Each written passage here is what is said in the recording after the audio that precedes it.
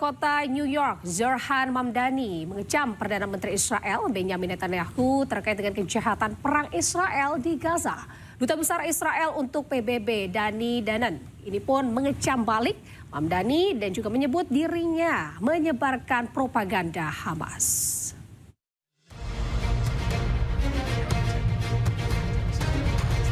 Wali Kota New York, Zohran Mamdani, mengunggah video terbaru yang mengecam Perdana Menteri Israel Benjamin Netanyahu.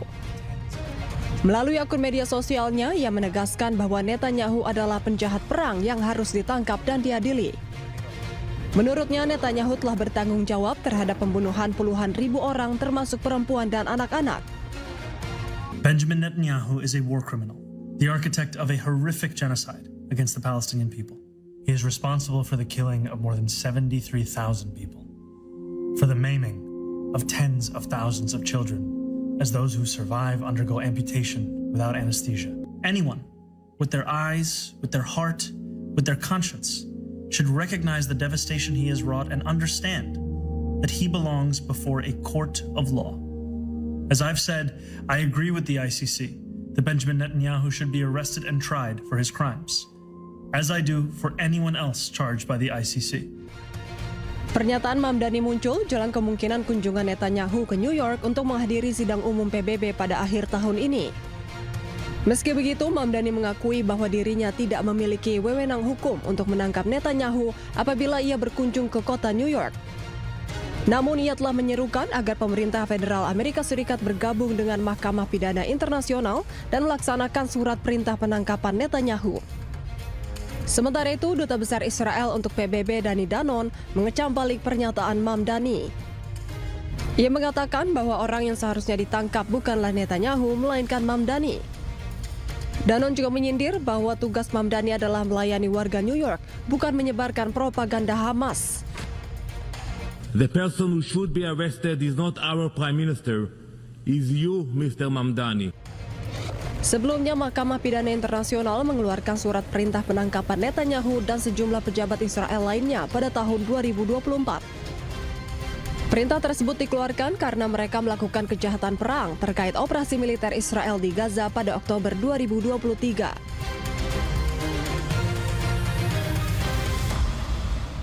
Pemirsa, Iran kembali menyerang ke kapal induk AS dan pangkalan militer AS di kawasan Teluk. Sejumlah video serangan rudal Iran ini terekam kamera warga sekitar.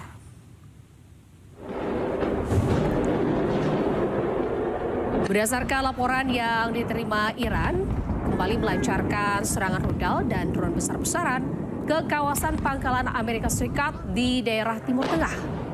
Akibat serangan ini dilaporkan sebanyak 200 orang meninggal dunia, termasuk tentara dan personel yang ada di pangkalan. Iran menyerang pangkalan AS di kawasan Kuwait dan Yordania.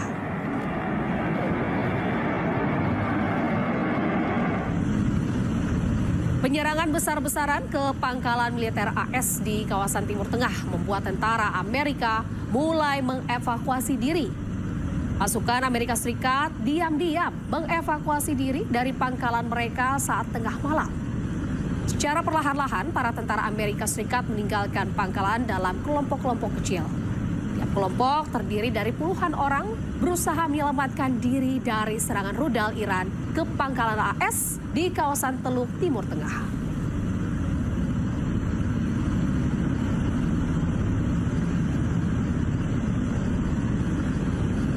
Pemirsa, Amerika Serikat dan Iran ini saling menahan serangan. Kedua negara ini atur strategi dan bersiap negosiasi untuk akhir perang.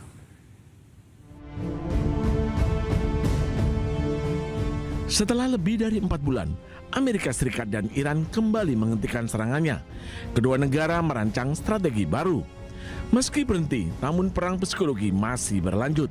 Iran kerap menampilkan perkembangan senjatanya ke media sosial. Sementara Amerika Serikat terus menekan kapal-kapal yang keluar masuk dari pelabuhan Iran. Kondisi di Selat Hormuz pun masih panas. Kapal-kapal masih mengantre untuk bisa melintas. Presiden Amerika Serikat Donald Trump menyebut Iran mengajak Amerika Serikat untuk negosiasi. I have plenty of time. Plenty of time. Their whole shoreline's wiped out. The strait is in very good shape. And we're talking right now. You know, they wanted to talk. The people said, please don't shoot last night, the night before, 2 nights. Don't do it. You know, we're having good talks. So we'll see what happens. I think there's a good chance that something could happen. And if it does, good. If it doesn't, we go back to doing what we were doing 2 days ago. Meski kedua negara hentikan sementara serangan, namun konflik meluas. Kelompok Houthi di Yaman terus menyerang sejumlah fasilitas milik Arab Saudi. Houthi beralasan serangan adalah balasan atas serangan Arab Saudi ke bandara mereka di Yaman. Tak hanya itu, Iran juga menuduh Ukraina menyerang kapal miliknya di Laut Kaspia. Sementara itu pemirsa, Iran membantah negosiasi dengan Amerika Serikat. Iran juga menyebut saat ini Iran hanya bernegosiasi dengan Oman. مذاکره‌ای در حال حاضر با آمریکا نداریم. مذاکراتی که ما داریم و گاهن ممکن هست که تفسیرهای متفاوتی ازش بشه همون مذاکراتی است که با عمان داریم، متمرکز بر